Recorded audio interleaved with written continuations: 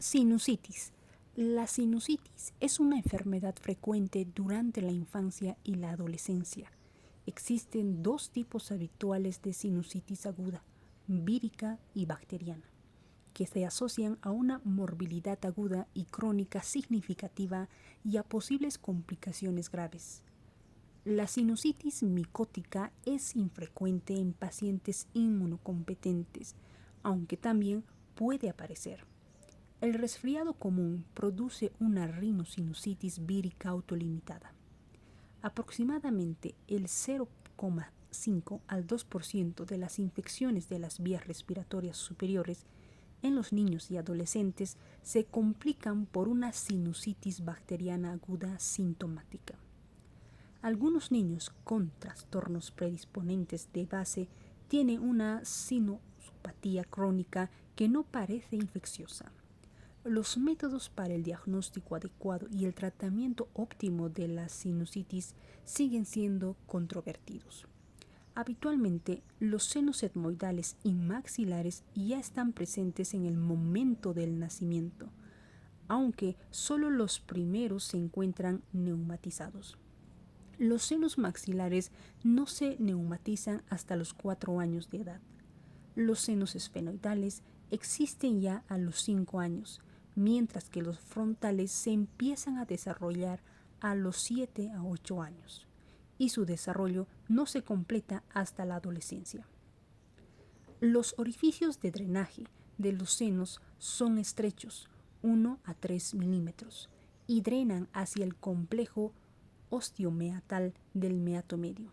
Los senos paranasales son estériles en condiciones normales y se mantienen así gracias al sistema de depuración mucociliar. Etiología. Entre los patógenos bacterianos que producen sinusitis bacteriana aguda en niños y adolescentes destacan Streptococcus pneumoniae, 30%, Haemophilus influenzae no tipificale, 30%, y Moraxella catarrhalis, 10%. Aproximadamente el 50% de los aislados de Haemophilus influenza y el 100% de los catarrhalis producen beta-lactamasas y alrededor del 25% de las cepas Streptococcus pneumoniae son resistentes a la penicilina. Staphylococcus aureus, otros streptococcus y los anaerobios son causas poco frecuentes de sinusitis bacteriana aguda en niños. Aunque Staphylococcus aureus es un patógeno poco habitual en la sinusitis aguda en niños, la creciente prevalencia de Staphylococcus aureus resistente a meticilina es un problema importante. En niños con sinusopatía crónica se aíslan con frecuencia Haemophilus influenzae, Streptococcus A y beta-hemolíticos, Moraxella catarrhalis, Streptococcus pneumoniae y Staphylococcus coagulasa negativos. Epidemiología. La sinusitis bacteriana aguda puede producirse a cualquier edad. Entre los trastornos predisponentes se encuentran las infecciones víricas de las vías respiratorias superiores, asociadas a la asistencia a guarderías o a que el niño tenga hermanos de edad escolar, la rinitis alérgica y la exposición al humo del tabaco. Los niños con inmunodeficiencias, especialmente de la producción de anticuerpos inmunoglobulinas IgG, subclase IgG e IgA, fibrosis quística, disfunción ciliar, trastornos de la función fagocítica, reflujo gastroesofágico, malformación anatómicas, paladar hendido, pólipos nasales, abuso de cocaína y cuerpos extraños nasales, incluidas las sondas nasogástricas, pueden presentar una sinusopatía crónica o recurrente. La inmunodepresión debida al trasplante de médula ósea o a neoplasias con neutropenia y linfopenia importantes predispone a padecer sinusitis micótica grave, Aspergillus mucor, con frecuencia con extensión intracraneal. Los pacientes con intubación nasotraqueal o sondas nasogástricas pueden tener obstrucción de los orificios sinusales y presentar sinusitis por los microorganismos multiresistentes existentes en la unidad de cuidados intensivos. La sinusitis aguda se define por una duración de menor a 30 días, la subaguda por una duración de 1 a 3 meses y la crónica por una duración mayor de 3 meses. Patogenia.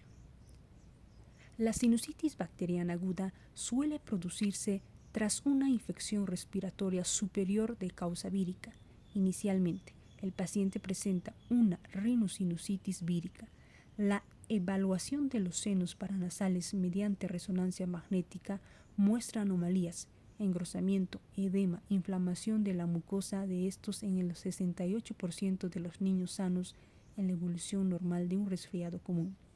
Se ha comprobado que al sonarse la nariz se genera suficiente presión como para empujar las secreciones nasales hacia los senos. Las bacterias de la nasofaringe que entran en los senos se suelen eliminar con rapidez, pero la inflamación y el edema que se produce en la rinosinusitis vírica pueden bloquear el drenaje de los senos y alterar la depuración mucociliar de las bacterias.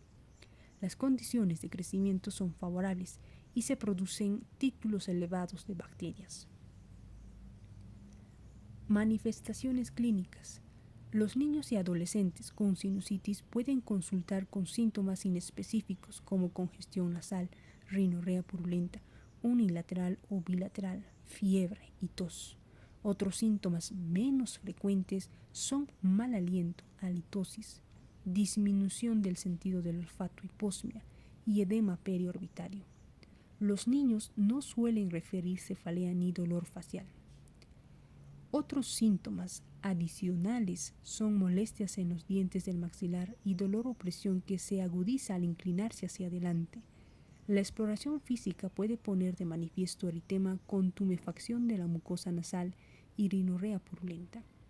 En adolescentes y adultos se puede detectar dolor a la presión en los senos. La transiluminación muestra un seno opaco que transmite poca luz.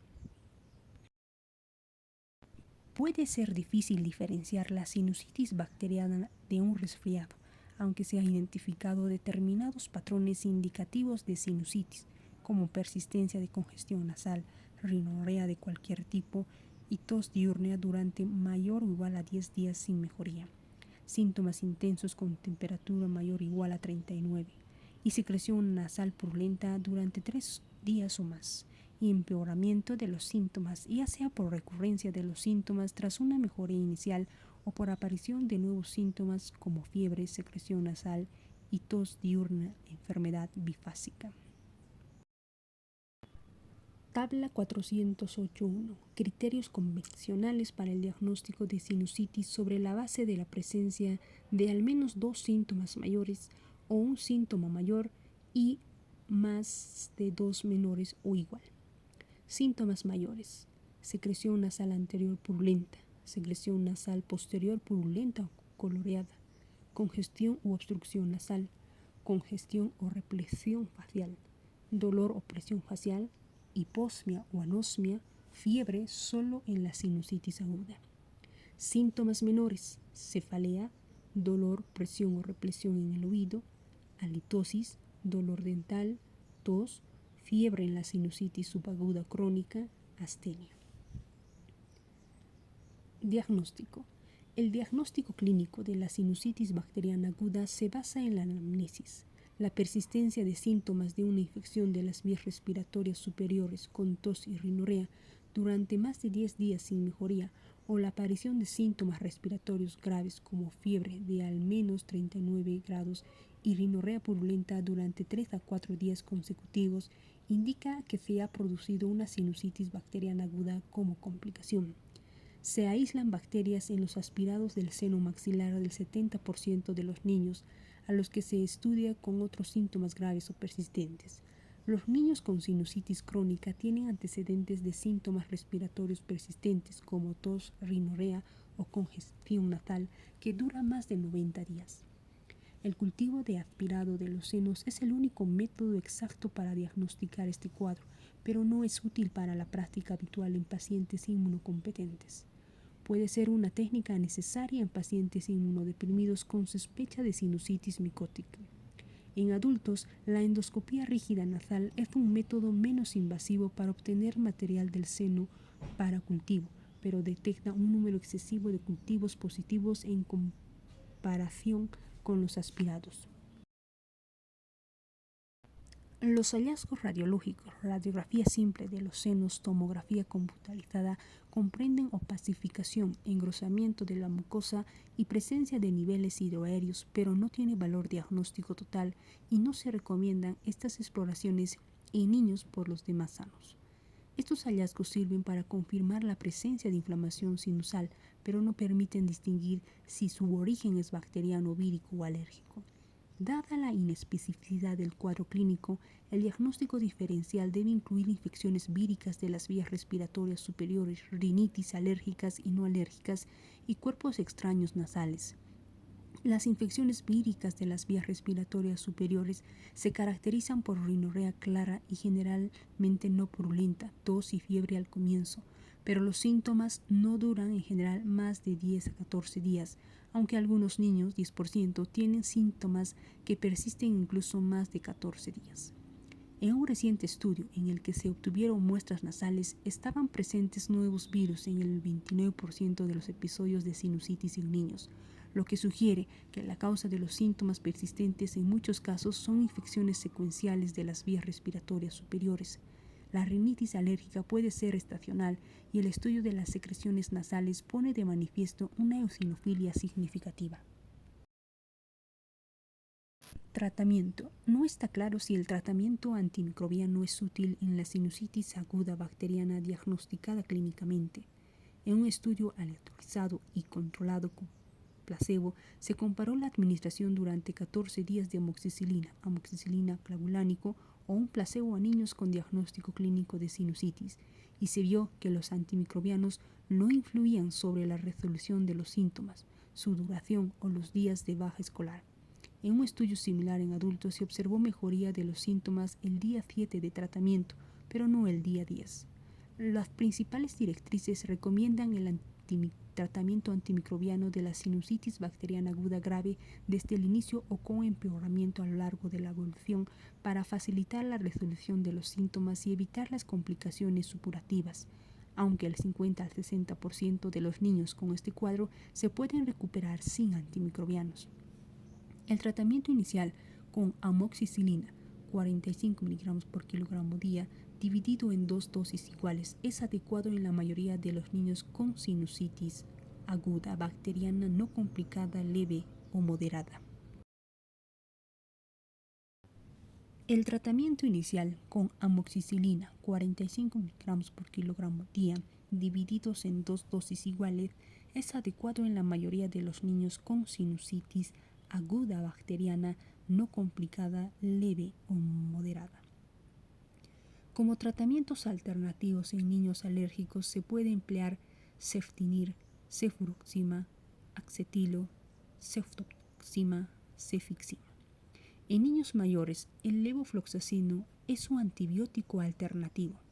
Ya no están indicados la citromicina ni la trimetroprima sulfametoxazol debido a la elevada prevalencia de resistencia a los antibióticos. En niños con factores de riesgo que pueden justificar la infección 1 a 3 meses anteriores, asistencia a guarderías o menores de 2 años y en los que no responden al tratamiento inicial con amoxicilina durante 72 horas o con sinusitis grave, se debe realizar un tratamiento con dosis elevadas de amoxicilina clavulánico, 80 a 90 mg por kilogramo día de amoxicilina. Se puede administrar ceftriaxona, 50 mg por kilogramo intravenosa o intramuscular en niños que vomitan o que tienen riesgo de mal cumplimiento terapéutico. Posteriormente, se debe dar un ciclo de antibióticos orales. La ausencia de respuesta a estos tratamientos justifica la derivación a un otorrinolaringólogo para una valoración adicional, porque puede ser necesaria la aspiración del seno maxilar para cultivo y realización de pruebas de sensibilidad. Todavía está por determinar la duración adecuada del tratamiento de la sinusitis. Una opción razonable es individualizar el tratamiento, aunque en general se recomienda mantenerlo durante un mínimo de 10 días o hasta 7 días después de que desaparezcan los síntomas. La sinusitis frontal puede evolucionar con rapidez hasta producir complicaciones intracraneales graves, por lo que se debe empezar un tratamiento con ceftriaxona parenteral hasta conseguir una mejoría clínica notable. Después se completa el tratamiento con antibiótico, terapia oral. El uso de descongestionantes, antihistamínicos, mucolíticos y corticosteroides intranasales no se ha estudiado de forma adecuada en los niños y no se recomienda como tratamiento de la sinusitis bacteriana aguda no complicada. De igual modo, los lavados nasales o las inhalaciones nasales de suero salino pueden fluidificar las secreciones y ejercer un ligero efecto vasoconstrictor, aunque no se ha valorado su efecto de forma sistémica en los niños. Complicaciones. La estrecha proximidad de los senos paranasales al encéfalo y los ojos condiciona que en los pacientes con una sinusitis bacteriana aguda se pueda producir graves complicaciones orbitarias y intracraneales que progresen con rapidez. Las complicaciones orbitarias, entre las que se destaca la celulitis periorbitaria y con mayor frecuencia orbitaria, con frecuencia son secundarias a una estomoiditis bacteriana aguda. La infección se puede extender directamente a través de la lámina papilácea, el delgado hueso que forma la pared lateral del seno etmoidal. La celulitis periorbitaria produce eritema y tumefacción de los tejidos que rodea al globo ocular, mientras que la celulitis orbitaria afecta a las estructuras intraorbitarias y causa proptosis, quemosis, disminución de la agudeza visual, diplopía, trastornos de los movimientos oculares y dolor ocular. La valoración debe incluir tomografía de las órbitas y los senos y consulta con el otorrinolaringólogo y el oftalmólogo. Debe iniciarse un tratamiento con antibióticos intravenosos. La celulitis orbitaria puede obligar a realizar un drenaje quirúrgico de los senos etmoidales o la órbita. Las complicaciones intracraneales pueden ser absceso epidural, meningitis, trombosis del seno cavernoso, empiema subdural y absceso cerebral. En los niños con alteración del estado mental, rigidez de la nuca, cefalea intensa, signos neurológicos focales o signos de hipertensión intracraneal, cefalea, vómitos, se debe realizar con urgencia una tomografía de encéfalo, órbitas y senos para descartar complicaciones intracraneales de una sinusitis bacteriana aguda. Los niños negros y los varones tienen más riesgo, aunque no hay datos de que haya un aumento del riesgo por el nivel socioeconómico. Se debe empezar de forma inmediata un tratamiento con antibióticos de amplio espectro intravenosos, en general cefotaxima o ceftriaxona combinada con vancomicina, hasta que se conozcan los resultados del cultivo y de las pruebas de sensibilidad. En el 50% de los casos, el absceso es una infección polimicrobiana. Los abscesos pueden drenarse quirúrgicamente. Otras complicaciones son osteomielitis del hueso frontal, tumor blando de Pott, que se caracteriza por tumefacción y edema en la frente, y mucosel, que es una lesión inflamatoria crónica localizada con frecuencia en los senos frontales y que puede crecer y desplazar el ojo, con la consiguiente diplopía. En general se debe recurrir al drenaje quirúrgico. Prevención. La prevención se realiza con lavado de manos frecuentes y evitando el contacto con las personas resfriadas. Como la sinusitis bacteriana aguda puede aparecer como complicación de una gripe, la prevención de la gripe con la correspondiente vacuna anual previene algunos casos de sinusitis. La inmunización y la quimioprofilaxis contra el virus gripal con oseltamivir o zanamivir pueden ser útiles para prevenir los resfriados causados por este patógeno. Y las complicaciones asociadas, sin embargo, la gripe solo es responsable de un pequeño porcentaje de los resfriados.